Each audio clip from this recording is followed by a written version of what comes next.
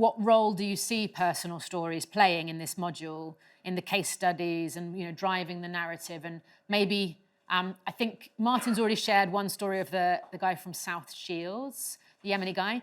Maybe if there's a story that you have in mind that you want to share briefly or signpost to, you're welcome to do that. Or just generally, what do you see? What role do you see? Should we start with Kwame and then go to... Yeah. I don't have a story in mind, but, all right. but yeah. I think really I'm just echoing what everybody else has said in terms of the power of a story and giving your students a sense of agency as well, And it comes, I think it's with the question about the macro and micro possible challenges within the classroom. To look at the micro, to look at the classroom in general, I think they're in tandem. When we're thinking about pedagogy, and if we're thinking about transformative pedagogies as well, a lot of that is about giving agency back to the children, right, or giving agency back to the students, so that they can express themselves and feel a part of the classroom, feel a part of that learning process. Because I think what we're trying to do, and what the role of education is, obviously to transform students and get them to fall in love with knowledge in itself. And if you can center them in that learning process, then really you, as you said about your teacher, right, it means that you might have a few people within the classroom that just fall in love with history. And all of a sudden they have heroes in their family as well. If they're bringing in stories about their families, then they have heroes. And so it's also, in many ways, it kind of, when thinking about histories of migration, sometimes there can be a point of contention or a point of where you feel kind of, you want to hide it or whatever, And if we can kind of invert that and bring forth celebrate these histories, right, then we're celebrating the very people in the classroom as well.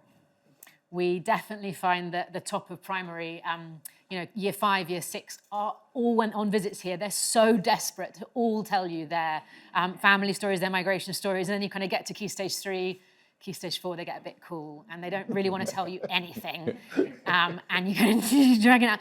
But I reckon in your classrooms, or the relationships that you have with your students, it feels like, and the knowledge, the increase of knowledge they'll have about their family histories when they get to 14 years old, 15 years old, or that they'll be able to go away and ask about. I feel like it's a there's real potential there.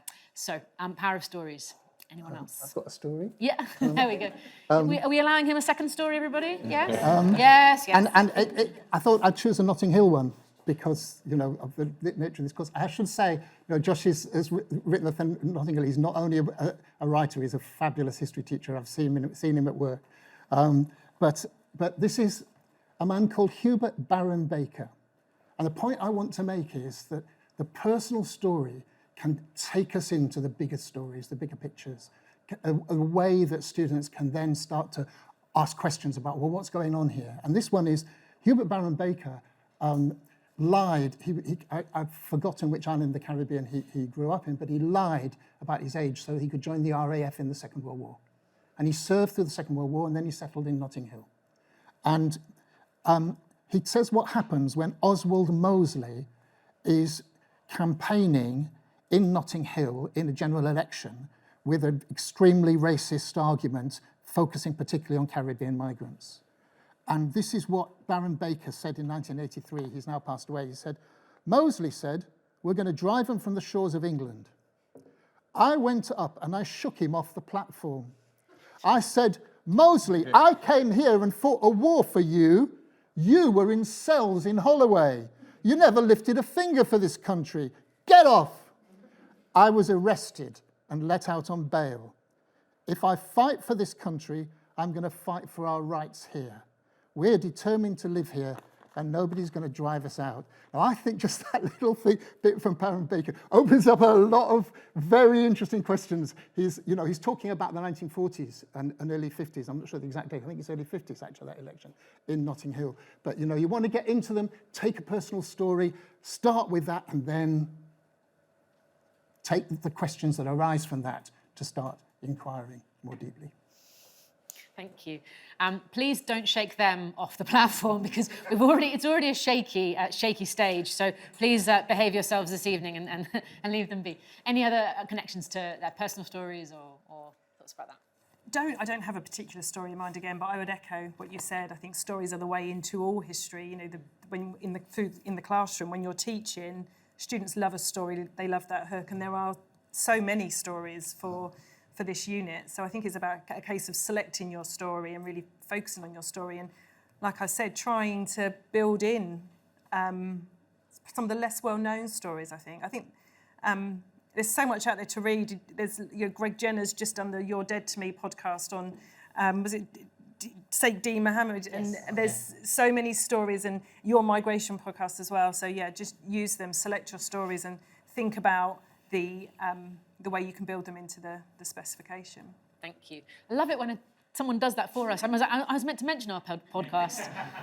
Departures, the emigration exhibition. There are 6 episodes of a really, really well researched and put together podcast. I know Hannah's a fan because I've seen you tweet about it.